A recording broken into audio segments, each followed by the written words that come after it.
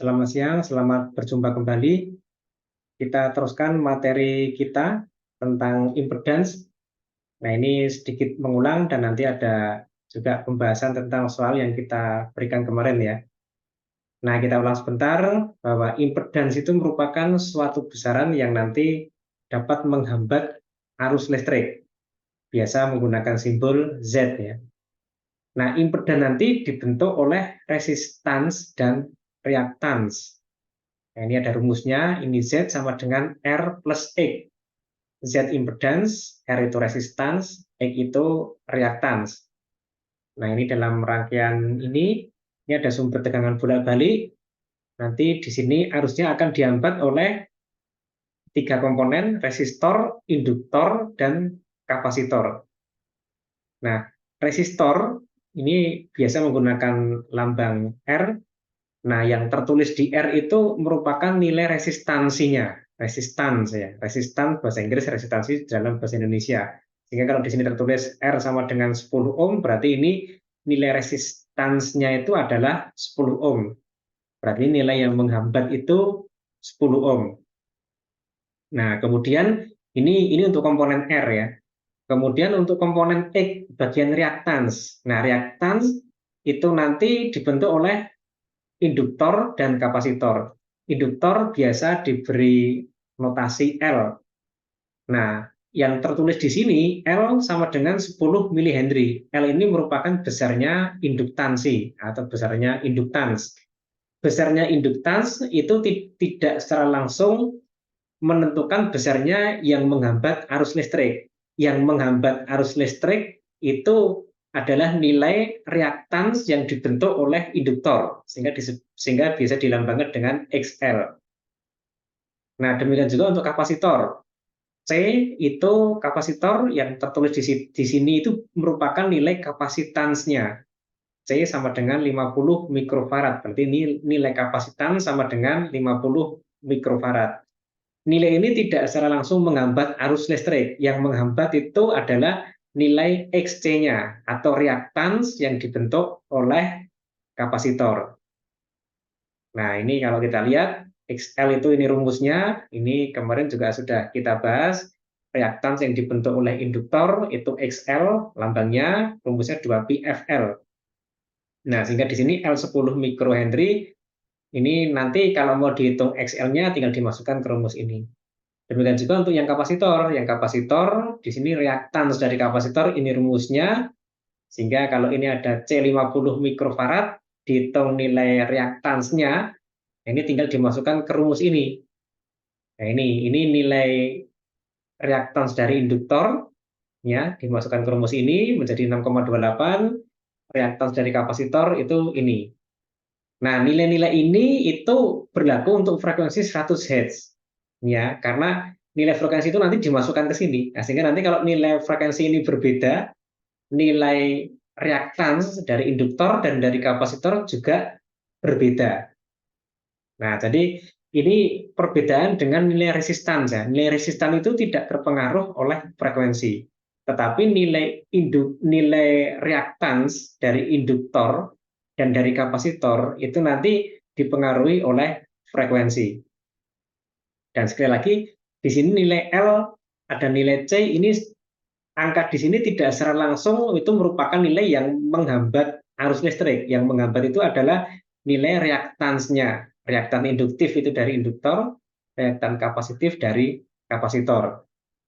Nah, itu.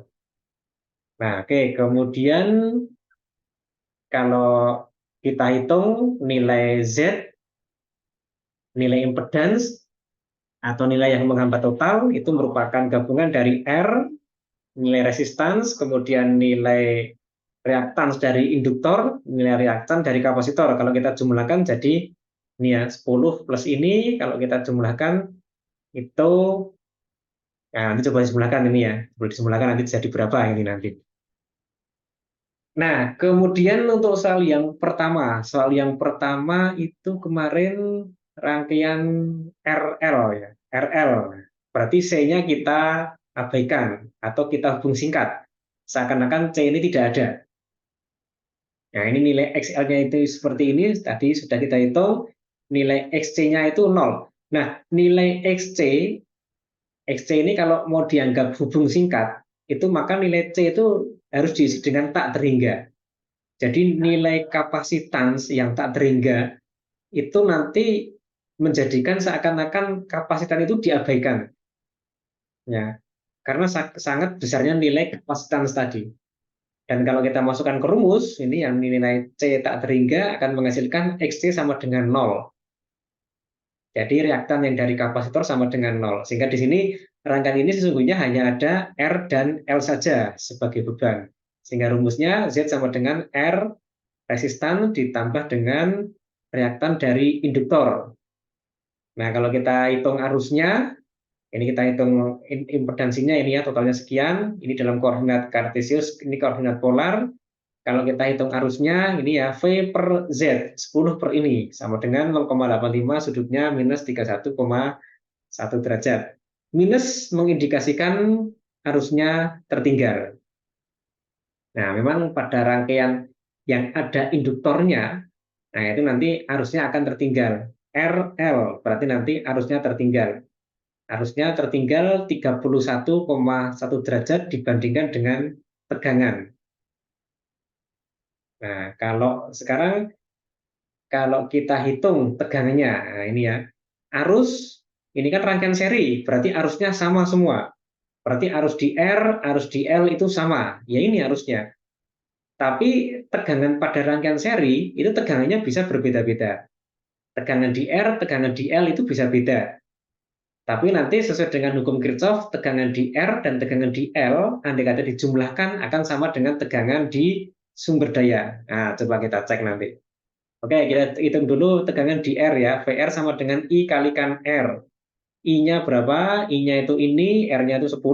Sama dengan 8,5. Ini sudutnya minus 31. Berarti di sini tegangannya minus sudutnya, tertinggal. Tegangan di sini tertinggal. Kita hitung tegangan di L, I kalikan JXL. Kita masukkan aja, ini I, ini JXL. Ketemu sekian.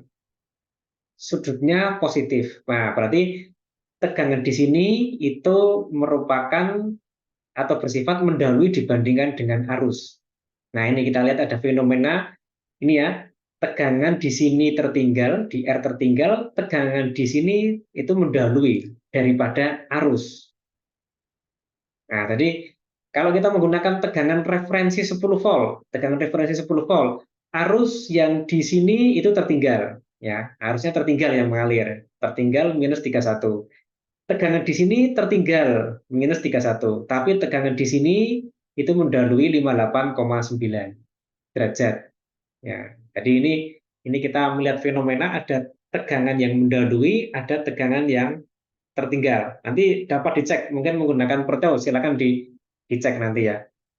Nah, kalau kita jumlahkan VR plus VL, nah, kita jumlahkan VR plus VL, ini VL, ini VR, ini VL. Kita ubah ke kartesius, ya kita jumlahkan jadi 10. Nah, berarti tegangan ini ya 8,5 tertinggal minus 31 derajat ditambah tegangan 5,28 mendahului 58 derajat, kalau dijumlahkan sama dengan 10 volt, sama dengan sumber daya, tegangan di sumber daya. Nah, berarti di sini sudah sesuai dengan hukum Kirchhoff.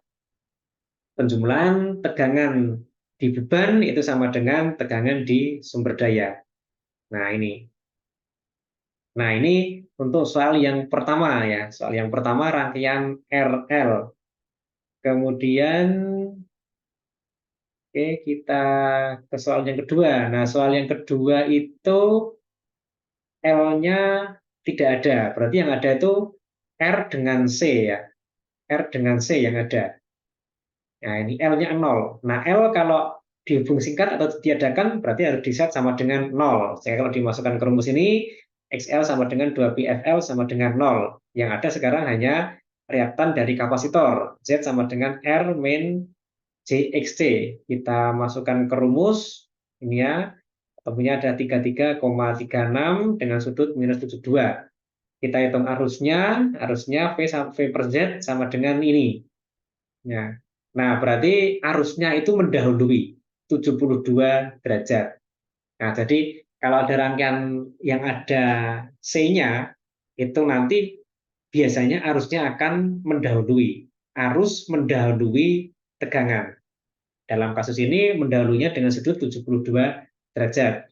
Kita hitung tegangan di VR, ya, I kalikan R. I kalikan R, R-nya 10, berarti tinggal kalikan 10. Nah, ini ketemu ini VR. Nah, berarti VR di sini juga mendahului. VR mendahului. Kemudian kita hitung juga untuk VC. Nah, VC ini I kalikan JXC. Ketemunya 9 dengan sudut minus 17. Berarti di sini tegangannya tertinggal. Jadi pada C itu tegangan tertinggal dari arus. Kalau kita jumlahkan VR plus VC, kita hitung berapa ini? VR plus VC sama dengan ini ya, ini kita ubah ke koordinat kartesius jadi seperti ini, kalau kita jumlahkan sama dengan 10 volt. Nah, berarti dalam kasus ini ya, ini rangkaian RC, di sini tegangan di R itu mendahului, tegangan di C itu tertinggal. Nah, jadi kalau menggunakan referensi tegangan di sumber daya 10 volt, ini ada rangkaian RC, arus yang mengalir itu nanti mendahului, ya, ini mendahului 72 derajat, tegangan di R itu nanti mendahului 72 derajat, tegangan di C itu tertinggalnya minus 17 derajat. Nah, nanti silakan disimulasikan apakah benar seperti itu, nanti coba disimulasikan ya. Nah, itu jawaban soal yang kedua seperti itu. Nah, kalau kita gabung RLC bagaimana?